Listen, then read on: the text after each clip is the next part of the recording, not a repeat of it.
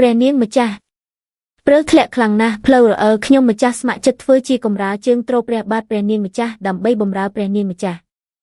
តេងស៊ីនអាសម្រាមក្អែនេះមកពីណាក្រាបទូលព្រះនាងម្ចាស់នាងជាស្រីបម្រើដែលទើបតែចូលបានថ្មីអាសត្វចង្រៃឯងធ្វើឲ្យស្បែកជើងព្រះនាងម្ចាស់ប្រឡាក់តើឯងសងរួចទេផ្ទៃមុខនេះតើឯងត្រូវជាអ្វីនឹងអាស្រីចង្រៃនោះខ្ញុំម្ចាស់ធំដឹងក្តីនៅសមុទ្រខាងត្បូងតាំងពីតូចមកដោយសារតែគ្រួសារក្រីក្រទើបត្រូវបង្ខំចិត្តចូលវាំងខ្ញុំម្ចាស់គ្រាន់តែចង់បម្រើព្រះនាងម្ចាស់ដែលជាស្រីស្រស់សម្រស់គ្មានពីរក្នុងវ័យ18ឆ្នាំតែប៉ុណ្ណោះ18ឆ្នាំនិយាយបានល្អណាស់វាំងរបស់ខ្ញុំកំពុងតែខ្វះអ្នកបម្រើជំនិតម្នាក់ល្មមតេងស៊ីនយកពួកដែលមិនត្រូវបានជ្រើសរើសទាំងអស់ទៅឃុំទុកនៅភ្នំខាងក្រោយទៅ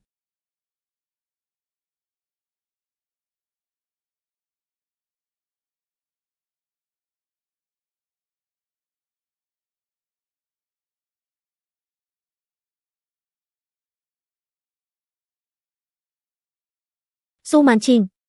ឯងបានលួចយកអាយុកាល10ឆ្នាំរបស់ប្អូនស្រីខ្ញុំនឹងឲ្យឯងសងវិញដោយជីវិតនិយាយមកនរណាជាអ្នកបញ្ជូនឯងមកតើឯងចូលមកចិត្តយើងមានគោលបំណងអ្វីឲ្យពិតប្រាកដព្រះនាងម្ចាស់ខ្ញុំម្ចាស់មកដើម្បីសងគុណទេខ្ញុំម្ចាស់គឺជាសត្វនាគមិនចេះចាស់ចុងក្រោយបង្អស់នៅលើโลกនេះសងគុណយើងជឿតែលើមនុស្សស្លាប់ប៉ុណ្ណោះកម្មបិទខ្លីនេះត្រូវបានសូត្រមន្តរួចហើយឲ្យតែជាពួកបិសាចឲ្យតែប៉ះនឹងត្រូវចេញរូបរាងពិតជាមិនខាន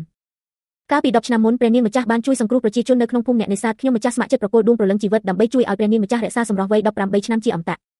ល្អណាស់យើងនឹងទុកជីវិតឆ្កែរបស់ឯងមួយដងចុះប្រសិនបើមានពាក្យកុហកតែមួយម៉ាត់យើងនឹងបកស្បែកឯងធ្វើជាគុំជាមិនខានខ្ញុំម្ចាស់មិនហ៊ានកុហកបោកប្រាស់ឡើយគ្រាន់តែដៃរបស់ព្រះនាងម្ចាស់ហាក់ដូចជាចាស់ទៅវិញហើយ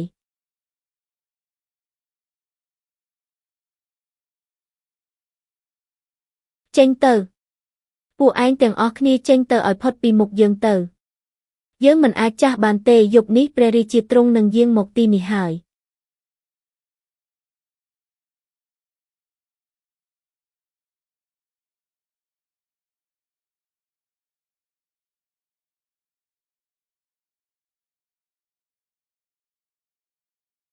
ខ្ញុំដឹងអារម្មណ៍ហើយវិញ្ញាណរបស់ប្អូនស្រីខ្ញុំគឺស្ថិតនៅជ្រៅក្នុងវាំងក្រហមនេះឯង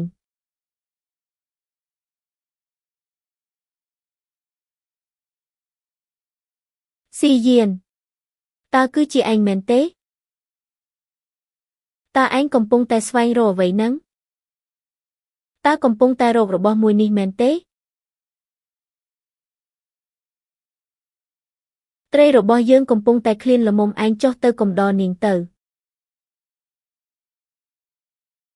វីវហើយរាងកាយរងរបួសមិនអាចទប់ទល់នឹងការបំផ្លាញខ្លួនបានទៀតទេព្រះរាជាយាងមកដល់ហើយ